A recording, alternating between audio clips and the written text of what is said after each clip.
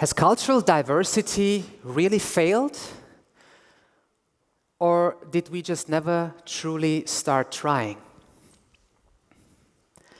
Last year marked the 60th anniversary of my grandfather's arrival to Germany as a Turkish Gastarbeiter. In English, you could say guest workers to those who came in the 60s, 70s to contribute to the booming economy here in Germany. Honestly, most of the time, I completely forget about that family story because Germany is my home. It's where I belong. No doubt about that. And yet it all started in 1964 when my grandfather took one of those trains from Istanbul to Germany, leaving behind his wife, his home, 4 children, including my mother. I can't even imagine how hard it must have felt for him to unwillingly leaving all behind and work under hard conditions in a foreign country. We asked for labor, but human beings came. A very famous quote from a writer named Max Frisch, which couldn't be more true about that time, to be honest. Cultural diversity wasn't a thing back then. It was a transactional relationship. Labor for money. So the first generation worked tirelessly. He lived in dormitories, sharing rooms with many others. Invisible. No connect, no empathy, no real chance to belong.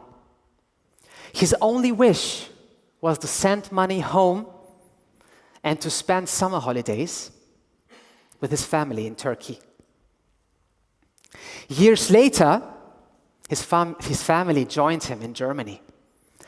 That's the time when my mother met and married my father, a smart Turkish student who studied in Germany under strict financial circumstances.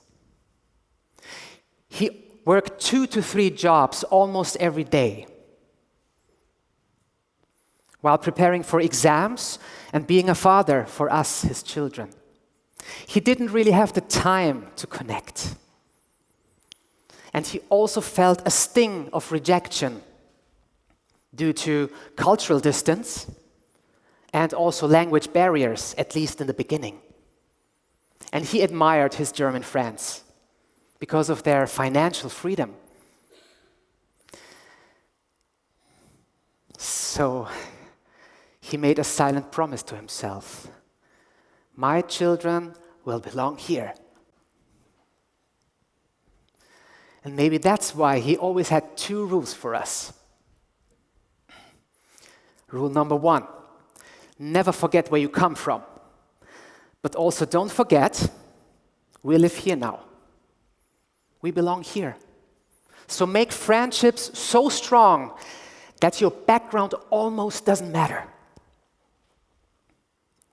Rule number 2, there will always be people who think that you are different.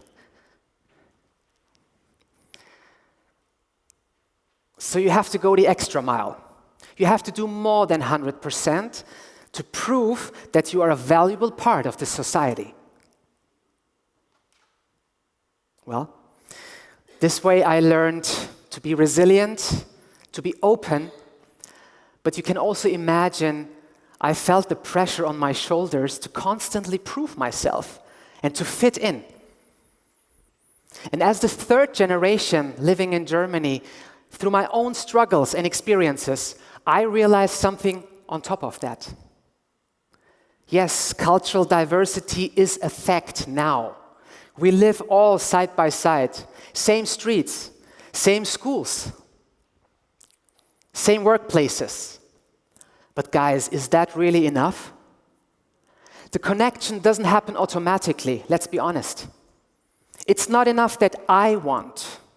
It needs the others too. It needs connectors who care enough to reach out and to open doors. Which reminds me of an old childhood memory from the early 90s when my family and I moved to a small Austrian village. We were the new ones, and getting connected with the people, could be quite tough, to be honest.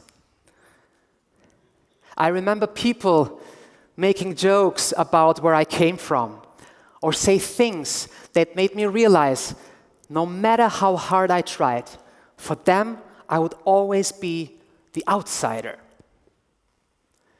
I remember my mother trying to connect with our neighbors with a hello, wie geht's? But there was always a little rejection. There was always resistance, which was an extremely tough experience for them, especially coming from a culture where neighbors are almost like friends. Food is shared and doors are always open. And then one day something remarkable happened. It was our music class. I was singing and my music teacher had an idea. She called my parents. Would it be okay for you if your son sang with the other children on Sunday church service? I guess my parents never thought twice. They said, yes, let's do this. For them, it wasn't about the singing. It was a message to the community. We are new. We are different, but we respect your culture, and we want to belong here. So there I was, a Muslim boy, standing next to the other children, singing Christian songs. And believe it or not, something changed. People recognized us. They perceived us differently. They said hi when they saw us. They smiled. One gesture, one little bridge created this empathy, all thanks to my music teacher.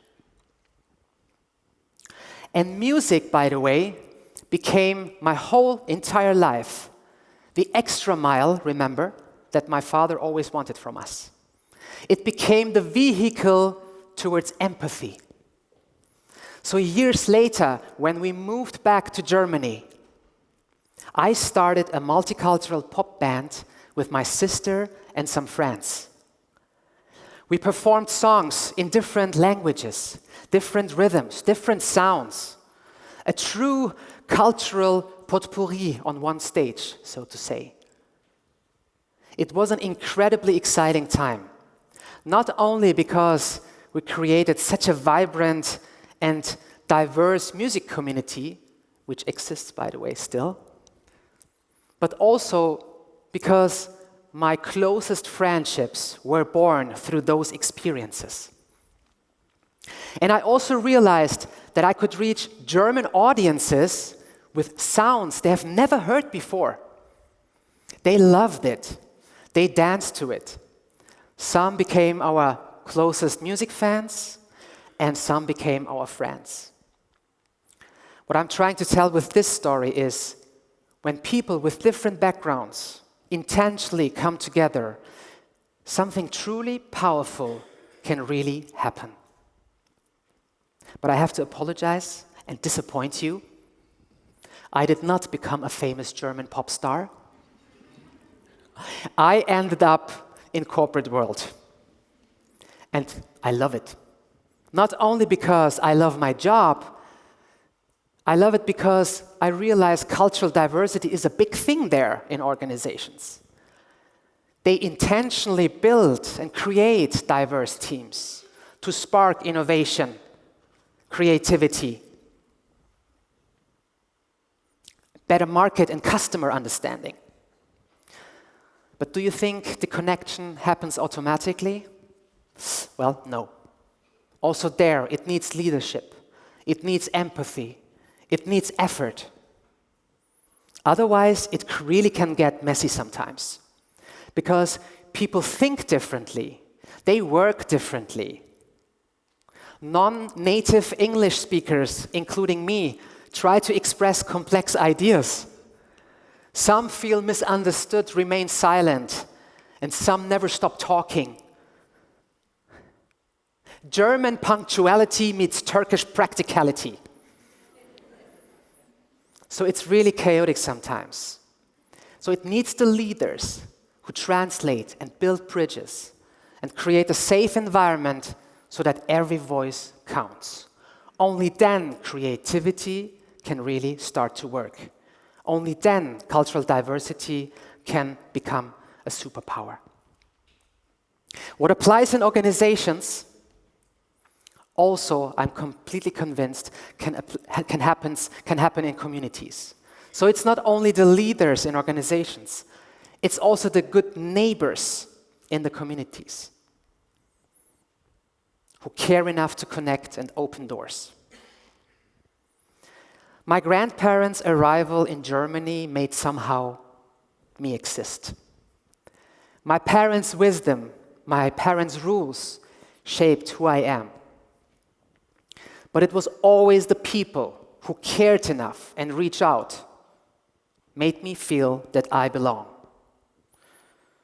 And I really wanted to stand here on this stage to remind all of us. Please, don't hesitate. Be the leader. Be the good neighbor. Be the connector who cares enough.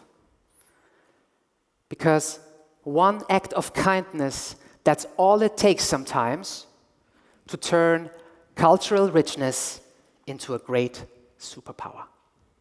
Thank you.